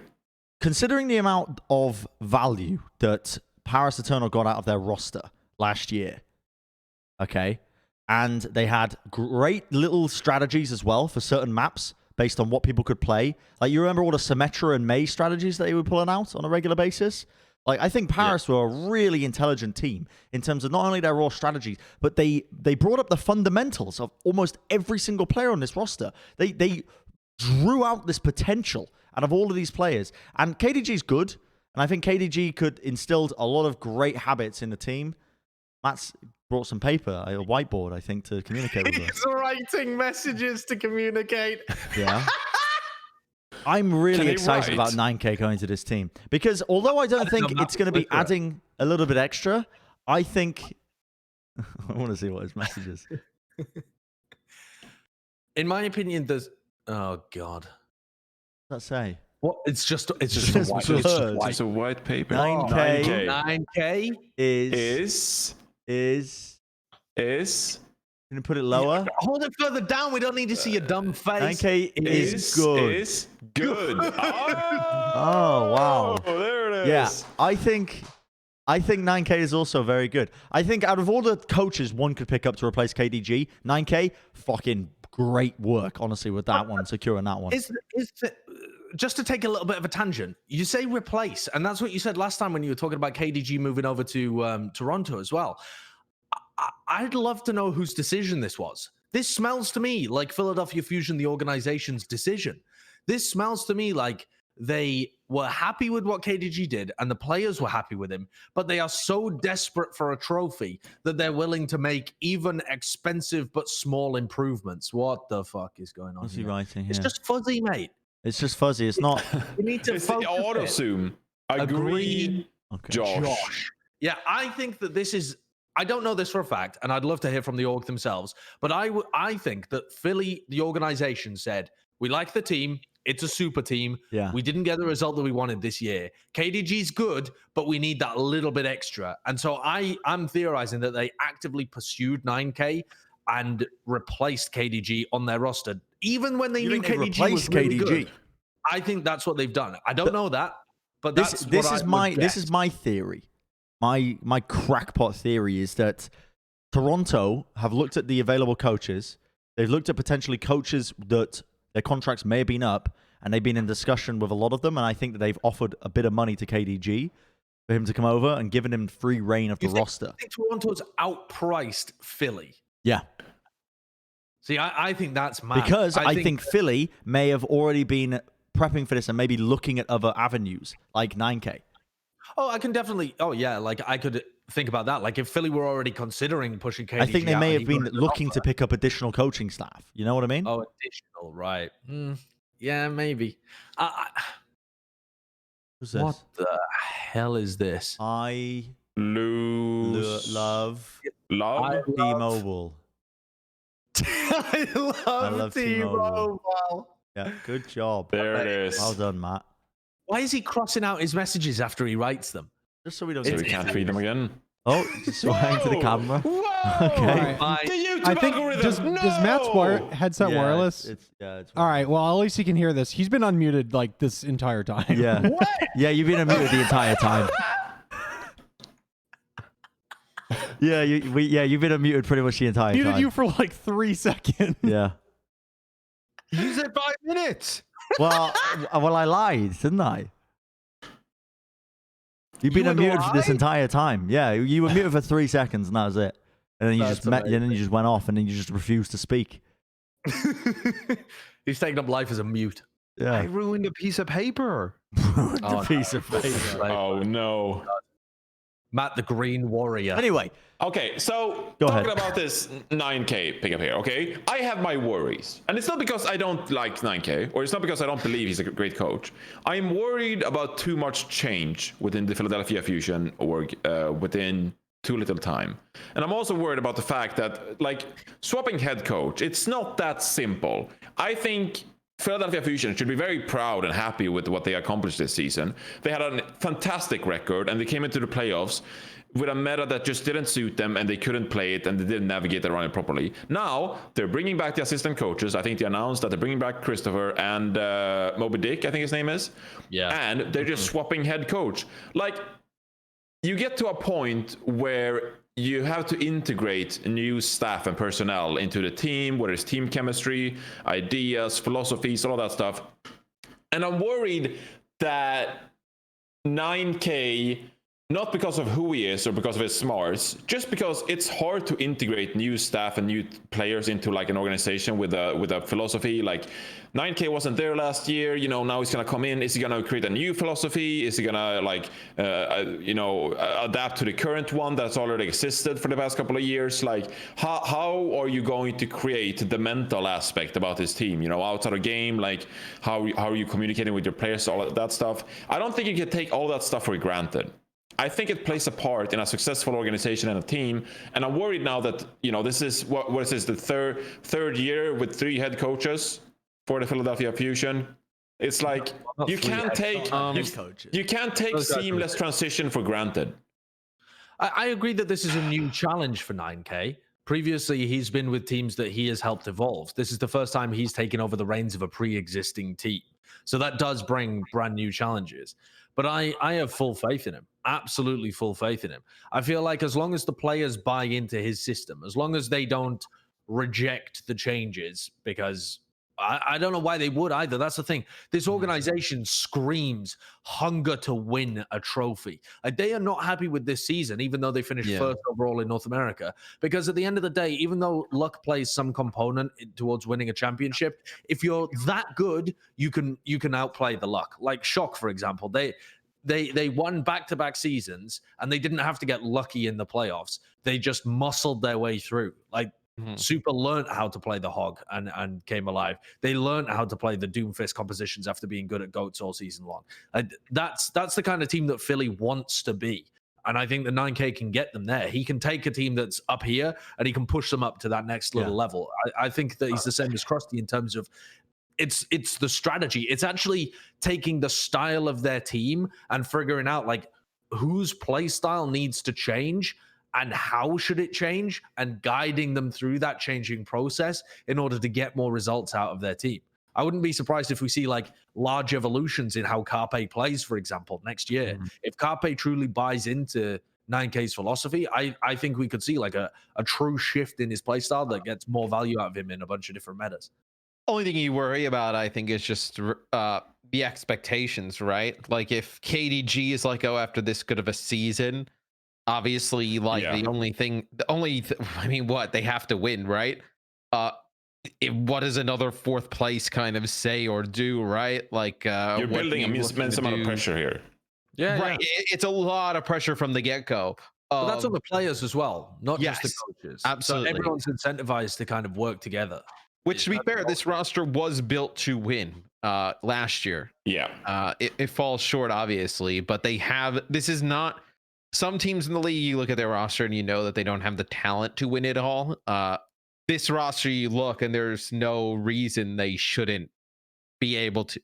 It's got to be something game plan strategy wise. So hopefully he's able to get it done.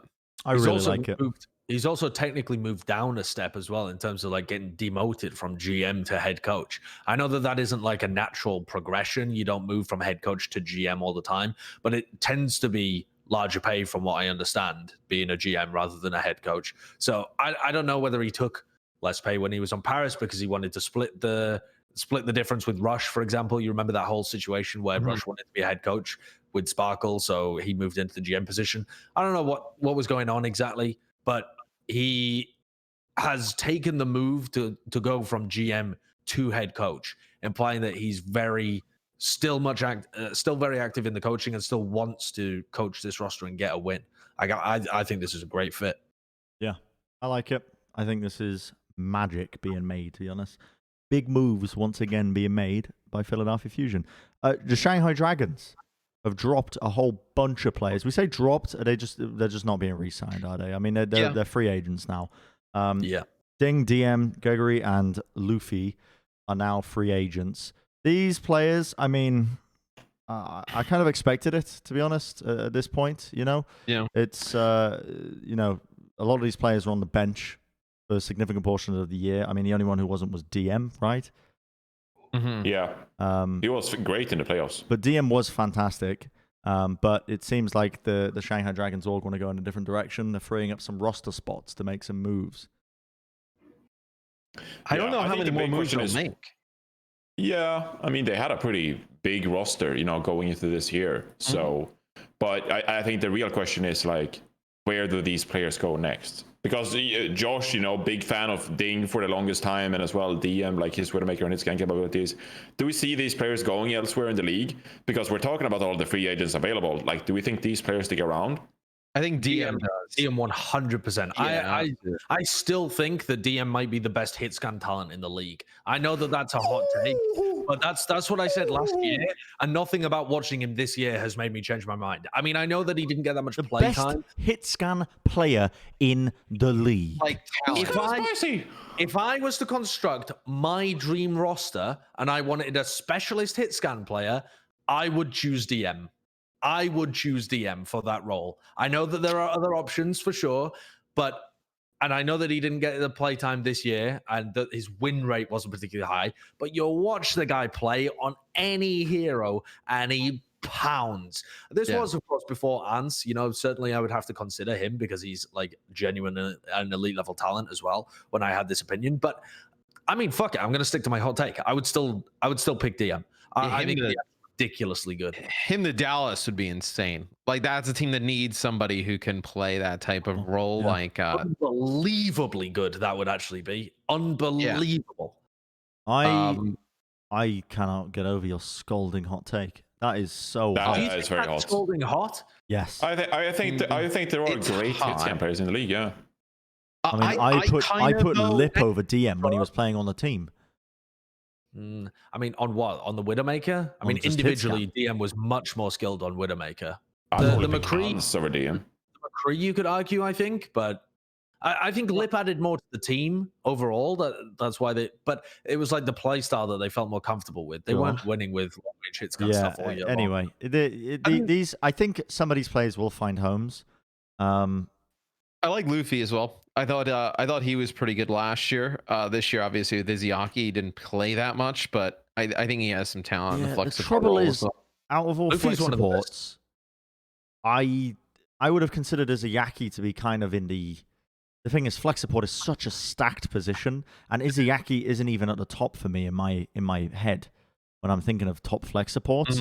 And if Luffy wasn't getting playstyle over Izzyaki, is he going to be picked up when this is one of the most competitive seasons in terms of competition for roster spots? You know what I mean? There's so many good players out there. I think so, because I think teams will probably end up trying to get 2 flex supports with some of the stuff that we saw go on this season with needing 2 flex supports at times. I think you'll see teams trend towards probably adding another flex support and not having a second main support and just having that one main support, and hope they can play the Mercy and the Lucio and have a second flex support on duty. I also think it's very possible that Shanghai would have placed at the same position they did if they ran with Luffy all year instead of Izzyaki.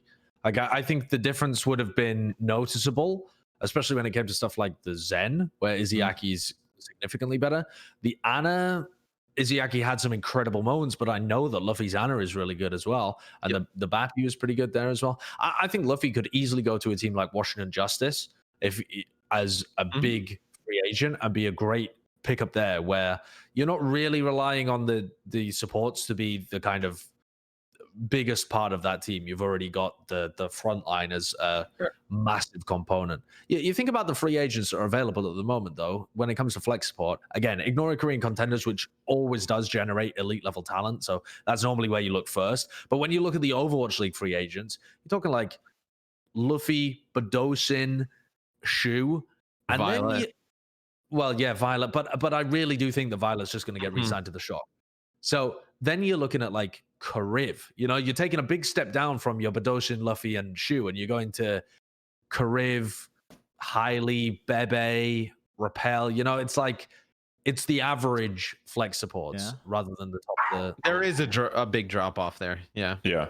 No, I completely agree with you. I'm curious about Ding as well, because we know he's a bit of a specialist.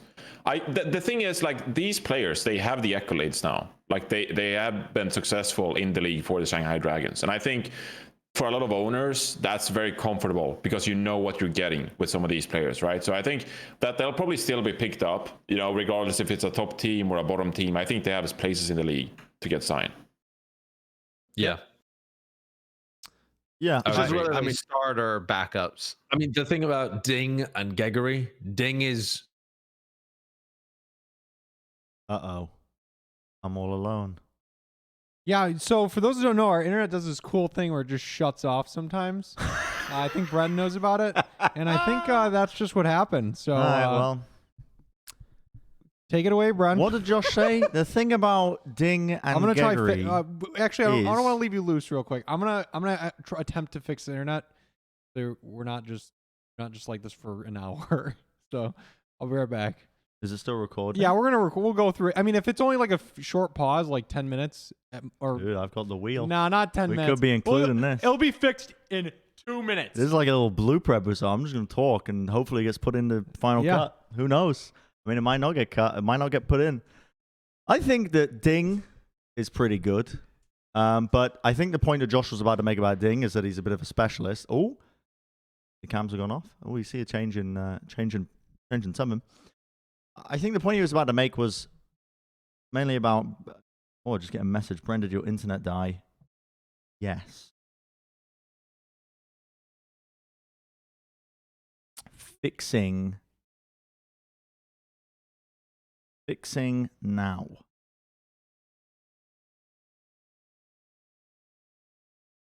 Just got a message from Matt. Shot this episode. Hello. Hello? Oh, we fixed it?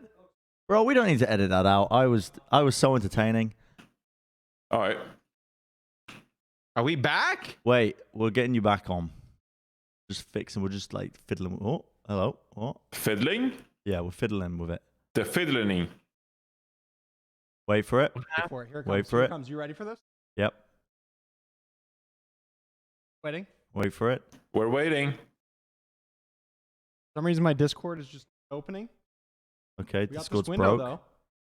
Keep waiting out. It might be because you're still in the call. Like I can open the call, but I can't open Discord.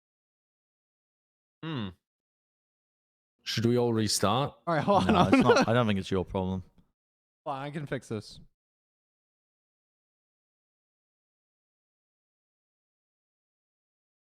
Oh, really?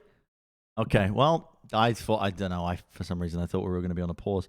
To finish Josh's point that he probably made while off comment is that I think Ding has a lot of flexibility, right? But he's a bit of a specialist, which is why you're not going to see too many teams probably go after him, unfortunately. Can you guys hear me? Yeah. But we can't see the We stream. can't see. Yeah, I know. They can't see you either. They just see a nice starry backlight. Lovely. Of the I have background. breaking news. Breaking news? Oh, here we Breaking go. news. We Oh, can see you now. hey. Once we come back, we can talk about it. Okay. We're probably going to have So to we'll- edit some of this out, I think. Yeah. Shanghai, no, those players, they left, but we still like them. They'll probably find some spots in the league, potentially as backups. We don't know who, but the Dallas Fuel have signed 2 support players. Okay. Could be announced as early as tomorrow. So we might have another emergency episode. I think it's very likely that this is the former Element Mr. duo of MCD and NineK. I think it's just like so likely that it's those two. It seems like this has come together too fast, and the stars have aligned too much with Element Mystic people that would not be the case, right? God, Yeah, that'd be also- so good. They're all tweeting eye emojis and finally and stuff like that. Wait, so, the players are? yeah. Okay. So All it's right. like, This is probably MCD and NineK. Probably. Josh, did you want to finish your point about Ding and Geguri? basically, my point about Ding and Geguri was Ding's a bit too much of a specialist, and Geguri's been outpaced by the rest of the off tanks. So I don't really see them getting picked up by other teams. Ding would be cool if you manage to hit his meta, but it's unlikely. So I'm not really sure whether they're going to find homes elsewhere. Well, let's talk about the breaking news. Oh, no. Yeah, Oh, no. Okay. Johnny froze for a second. it's just Johnny freezing. Give me a Yeah, heart I mean attack. that is one hell of a roster from Dallas, though. Yeah, they've just decided to go for Element Mystic. Essentially, yes. But, I mean, it works, I suppose. Sure, of course it does. They're an incredibly talented bunch of players. So let's assume they go for Element Mystic. What expectations are we placing on this team? top 2, Top 3 5? in NA, right? Oh, yeah. in NA. I mean, who would they be competing with? You've got the Philly, Shock, Shock. Philly, Philly, the Justice, Justice, yeah, Toronto. Toronto, maybe. maybe. I mean, Florida. Gladiators, Maybe Gladiators. maybe something from Houston. I would argue that they should really be top 3. Yeah, I would I say. think top Yes. 3. Oh, Yeah. well, actually, no, because Washington Justice might make a fucking incredible team. So maybe top 4 would still be. Top 4's a safe bet. Top 3 is the risky bet. You know what I mean? Yeah. Yep. They do still need a hit scan player, though. I would hate for them to start the season with only Sparkle and Doha. I think they're really missing somebody there. Of course, they're still missing a main tank as well, right? Am I crazy there? Am I forgetting Yeah, somebody? think they're still missing a main off tank. Main tank, sorry. Yeah, Yeah. which they used to play in the past with Alpha, so he could be a decent pickup from contenders. There's a bunch of other decent players that they could go and take a look at as well. You know, people like Muse, but we'll have to wait and see. Interesting. You wanna talk about Atlanta? No, Well, I mean, we don't have to. I think we've already discussed Atlanta in the past. We kind of did it in the free agent episode, didn't we? Yeah, I think we did. So. Yeah. The other interesting piece of breaking news as well that happened today, which we didn't get into our rundown, was that San Francisco Shock signed Agape as an assistant coach from London Spitfire. Yeah, the London Spitfire coach, the guy that used to be head coach of London, in fact. Interesting. Remember when you said that the Outlaws would be looking for a mixed roster? Cool Matt, in an interview, this was 5 hours ago, said that they are currently leaning towards more of a Western roster, but they're not against anyone that they think could help the team. Jesus. I think it's a hard ask, isn't it? I don't think it's possible. I seriously, with all the best intentions in the world, Houston and Toronto would just cannibalize each other. They would, yeah. They just kind of eat each other to pieces. This kind of happened last year. I've got some inside information of, I know for a fact that certain teams were trying to, last year was mental in the offseason. Teams were superseding each other with deals, with money being thrown at specific players. There were plans for grand super teams to be built that fell flat because of teams cannibalizing each other, and it affected their entire season. I could see, after reading a comment like that, I could almost see Toronto going for that mixed roster, kind of like in Houston, kind of going more towards that Western super team type of feel, you know? Yeah, I think, I mean, I keep saying it over and over again, but I think you have to go mixed when you look at the free agents available. Yep. Exy has also posted some eyes emojis on his Twitter. Okay, I mean, it's at this point just you're just blue balling us, aren't you, Dallas? Just fucking announce it. Yeah, just announce it. If it's not Dallas, Justice is also another reasonable. Looking for the hits. Bigger news than that. Bless you. Thank you. Chipsa's gone. No! Which means that the engagement ratings of the Overwatch League streams is about to go way up because there's less dislikes. Yeah. No, it's going to all be dislikes because no Chipsa equals dislike. Oh, that's right. No, Josh, don't even say that because people are going to dislike our video. No, because there is Chipsa in our video. We're showing clips that we're going to show Chipsa's face right now, aren't we? Show Chipsa for the love of God, please. Show Chipsa, please. So that they like the video. Quick, so they like the video, please. There he is. There's Chipsa. Oh, there he is. Thank God for that. We're showing him being removed. Yeah. Yeah, you know, I mean, it was a bit unlucky, to be honest. Wasn't his season. If only Doomfist was in the speciality. It was so fun when he came into that one game because engagement just popped off and the viewer count went up by like 10k or something. I actually do remember. It was actually insane. And then he like punched off on Nepal. No, it was Oasis. Yeah, just went off the map. It was really funny, actually. It was funny. We all forgot it for our funniest moment of the year, but Chips are falling off the map on Oasis. One of the funniest moments of the entire year. It was brilliant. All of that drama, like the day when he was announced was one of the funniest moments in the whole of last off season as well. With like Jane just molding in Facebook gaming, the pool, inventing esports. Jane invented esports. It was incredible. Yeah. I missed the Philly house. That was good stuff. It was good. That kind of content plan. I mean, you know, might have to cook up something like that soon. You know what I mean? Might have to just single-handedly fucking end COVID myself, roll up the sleeves, and get to work. Chips are getting removed. I think this is kind of expected with Philly. They've got no room for these roster meme spots. You know what I mean? Like I feel like you can get away with it in some cases, but they probably wanted that spot for something. They're tired of being the kind of laughing stock of the top teams at this point. They want the win. And they have personality. I'll give them that. I thought this is where he fell off. No, I don't know when that was, but it was him destroying. This is so like-worthy. Yeah. I mean, I'd be liking this. Oh, this is it! Unlucky. Just unlucky. Pain. Oh. How many times do they run the replay of this? Oh, like a million. This is from the official Philly Fusion YouTube page as well. Just a replay of just Chipsa. That's quite funny. It's funny as well when they were picking up Chipsa. a lot of people were saying, "Oh, it's like nepotism." You know, Christopher's his brother. Yeah. He's picking him up. Christopher had no fucking idea that they were picking him up until like it was getting done. Like, they also though they did pick him up because it was his brother. Because that's what Tucker had said in interviews as well. He said, we can't not pick up this guy. Tucker had already wanted to pick him up because he was a Doomfist specialist. Yeah. And then he was like, oh, and he's also Christopher's brother. Of course we have to pick him sign up. Yeah. It's just so fun. But very crucial to know that they wanted to pick him up before they learned that he was the brother of Christopher. So that was just like an added side effect to the entire meme of the thing. So wonderful work. Yeah. God bless you, Chipsa. I can't wait to see what team you're going to end up on next.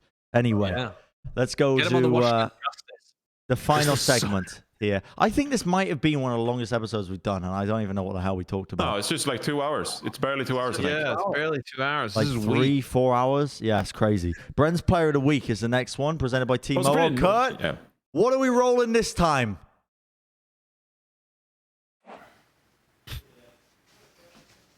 Oh, hey! Bren's Player of the Week. Presented by T-Mobile, of course. Bro, your back looks like a Pachimari. Your back looks like a Pachimari. Can you roll that again? On screen, I thought it was the hair, Does it look like a Pachimari, really? The first frame, I thought it was a Pachimari. Can we roll it up? No! Come off it! Bren's Player of the Week. I did at the beginning. Yeah, I don't see it personally, but presented by T-Mobile, of course. It looks like the top of Pachimari just peeking up, you know? Yeah, I don't see it. So my Player of the Week this week, presented by T-Mobile, goes to a very special player. This is a player that's had a long and storied history in many games, Overwatch more recently. And it's their performance both in-game and out of game that really earned this award for them. And my Player of the Week, presented by T-Mobile, is going to be going to the one, the only, Wyatt Rivers, for his unbelievable ranked performances. Oh, yeah. Yo. Look at this clip. Lower third? Where's Wyatt Rivers' lower third? He needs all of the spectacular things Do we on have the screen. Do we have a lower third? I don't know. For some reason, it's lower than the other lower thirds. Yeah, Roll this the is clip. Look at this play. Oh, Unbelievable air shot. Whoa! Boom. Oh, just the nastiest two-piece you're ever going to see. My man got put on Noob Hunter. This is like his first time streaming Overwatch. He gets put on Noob Hunter in his opening stream. Why is going to be the next big thing? I'm telling you right now. And he carried the shit out of me in ranked. This was him on DPS, but when he was playing main tank, I've realized he wasn't even playing main tank. He was just playing Hog. He was just one-tricking Hog. The one thing you need in ranked to rank up is just a good tank player. If you have a good tank player that knows how to take space, when to back off, you'll just win endless amounts of games. That's why we put Josh on tank a lot of the time. False. But yeah, my Player of the Week this week, go to Wyatt. Felt like he deserved it after these nasty plays. We've only been climbing. The sky's the limit. Boom. Absolutely. Well, very well deserved. I think he could easily take Sideshow on MG. So He actually... Yeah, in MG he could. Yeah. He was an MGE lord back in the past as well. Oh, he was? He really could. Yeah. What about this clip? I liked this clip from us trying to rank up, Kurt. I'll put it in the chat. Oh, this one? You can look at this one. I know Kurt. this is going to be me feeding. I know it. Bring this one up. You got to play the volume on this one. Yeah, play the You volume got on to be this quiet one. when this one Now, plays. take the T-Mobile down real quick while we play the volume on this one. The Bren curses in this. Oh, hey, where'd I go? This is what it's like when Bren plays without Wyatt and plays with Josh and I. Okay, I believe this was a clip from when it was me, Josh, Bren, Smex, the PC's blowing up. Chelsea, oh, no. and I forgot who our sixth was.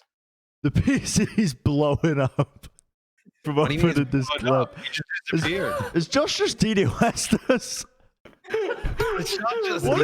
You don't want this clip to see the light of the day? I don't want you guys. What the hell has happened? Why have you just broken our PC setup? I injected a virus into the clip, so everyone who tried to watch it got owned. Oh, 2001 style. All right, I recovered the we recovered it. He is fixed. Well, let's try the clip. Is this the one that you tweeted yesterday, Matt? This is one it's actually on competitive Overwatch Reddit. Made it to Reddit. It was Yeah. basically. Oh, here we go. Shh. Yeah. How do we have Hog Reaper and we haven't killed the Winston once as well? How are we not just owning him? Yeah, I don't understand. The Winston is above us right now. Look at the bubbles on Josh.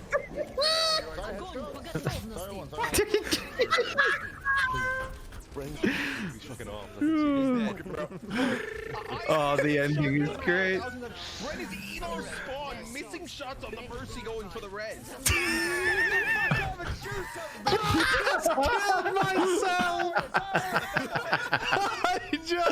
That's how you get spawn camped on Toronto. We literally got London Spitfired. Oh, it was worse. We held them at the fucking under the bridge on second point, and we got spawn camped. No. Yeah. Well, no. I think we won that map probably. We did not win that map. I can't remember, but I distinctly remember losing that and losing my. That was a game after that I stopped playing DPS with you. I wasn't on DPS. No, I stopped playing DPS when I'm playing with you on my team. Oh yeah. Why? He's pretty good. I tell you, here's the problem, right? Tank is my worst role, and people try and throw me onto tank because Bren thinks I throw on DPS. And my support is too high to play with Bren a lot of the time because he's more than 1,000 SR. Josh, I'll just let you know. I queued yesterday. I played for 5 hours. I climbed 250 SR. Ooh! Congratulations! You got boosted by Wyatt. What do you want me to say? He was your player of the week. Boosted by Wyatt. He sold you 200 SR for player of the week. Boosted by Wyatt. You were playing with Wyatt and me, and we were lost every game. You and Wyatt even each other out, so I'm not getting boosted anymore. I think I am but that doesn't make sense because I'm still winning. At this point, I can play tank. So yeah, I mean, I'll come tank for you all. I've been playing with Smex as well. Where You've been playing with a fucking Owl Pro on support and still losing. Yeah. No, not still losing. Still winning, losing. Dude, Smex was even confused by what the hell he saw us doing. I mean, some of the stuff he was trying to keep us honest. He was like, "That was egregious what you just did. Like that was a blatant throw. Like there were some times where Josh was just." I mean, that clip is the most. That clip is the most blatant example of throwing I've seen since he grabbed in the air on fucking Hanamura. It's always when you play Zarya. You just have you just look at you smirking. You realize that it's YouTube dollars just flooding into your bank account. Yeah. You smug prick. That wasn't throwing. We were getting spawn camped because you were off the Widowmaker. You sanctimonious little high horse motherfucker. Always looking down at the rest of the players on your team from your high position as Widow. Sniping everyone, hit 0 shots. Where's the cosplay of the Widowmaker that we pulled up earlier? Yeah. 0.00005. I was dominating. My Widowmaker statistics are fucking outliers at my rank. I have a 31% scoped critical hit accuracy. 31%. Farming gold players. Exactly. I don't belong here. I don't belong here. Yeah. Listen, I also if you get spawn camped by a dive team and your Widowmaker doesn't swap off, Josh, when I was playing DPS with you, I had on Soldier 76 a 45% win rate. At the end of my stream, I had a 62% win rate. Wow. You are the problem, whether you like it or not. I have the statistical evidence. I have the video evidence. We have the motherfucking eye test. We are not blind. We can see your gameplay. Okay? Stop trying to pin me as the fucking scapegoat. You are the problem. There are not. I think the issue is that there isn't just one problem. There are many problems. Yeah, I can point out many problems of your gameplay. Sure. There are multiple people who are the problems. Smex was using his transcendence as a personal speed boost back to the fight. Well, Josh does as well, man. I mean, it's like I don't. Masters and above gameplay. That's what I've always said. I am spent. Transcendence. I am spent. What rank are you now, Bren? What rank am I? No, SR. SR? Yeah, like 2,700. All right, we'll get you to 3,000. No problem. I started. Do you remember what I started at when I was playing with you lot? You dunked me down to 2,306. No, it wasn't us that dunked you down. You did it to yourself. It wasn't you dunked me down. You solo queued and lost like 300 SR, bro. Me and Josh aren't that low. Kurt, I'm begging of you. Can you pull up a clip from my recent stream? Like just one of the top clips. It's got to be. There's got to be something there to just offset this. Bren's propaganda network. I'm begging you, Kurt. There's got to be something because you've set up this narrative that I'm a shit player, and it's just not true. I mean, I'm not saying you're shit, but when you play with us, you're playing above your skill level. You're a gold player playing in diamond plat lobbies, so you struggle. I'm dominating. I'm fucking dominating. Stop setting up this narrative. It's false. I mean, I don't know about that. Look at this. Look at this clip. This is you again, just failing to accept responsibility. Do you know what you did in this game? Well, you went AFK multiple times. Multiple times in this game because you were eating. We still won. You were fucking eating. And you went AFK multiple times. Gameplay sabotage. Live on twitch.tv/sideshow. I'll hear nothing more. I'll hear nothing more of this. All right. Well, what do you say about this one? I'm posting one of the highest viewed clips from Bren's Twitch account. If you could, I've got the hiccups now because I'm angry. I don't think this is Genji on Anubis. I don't think this is bad. No, this is just one of the recent soldier clips. Oh, let's see this. Oh yeah, big tack visor. Okay, listen. Yeah, big visor. We all fat finger, okay? That's a gold visor. We've all fat fingered. Soldier isn't even that useful. I think it was just like there was like a 4 or 5 seconds between like the last person dying, and you couldn't react fast enough, and you were trying to hit the tag visor before we kill those people. You're just a little slow. My average accuracy. I'm gonna say a number here. What do you think my average accuracy is on target?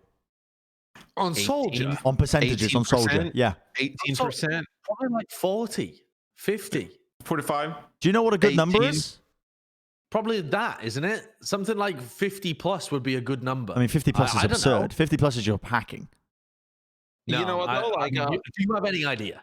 You're arguing against logic that he put up stats on a bad team. Maybe you're just you can't get the wins. Right, I'm finished. I'm literally I'm losing the.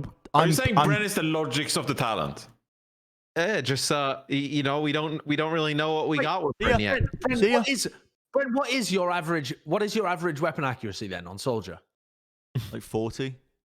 Yeah, you know what the average is across all ranks? It's 37%. So that's not even that good at all. No, it's not. Yeah.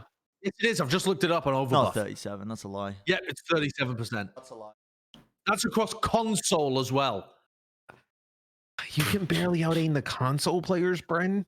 But they got aim assist. What they literally have built-in aimbots.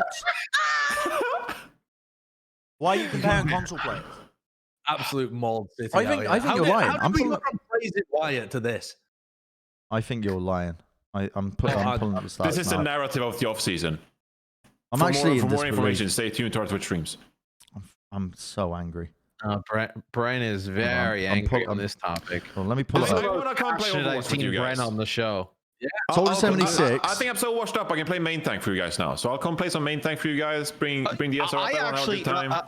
I talked about this with Josh. I've never lost more games of Overwatch than when you play with us, Johnny.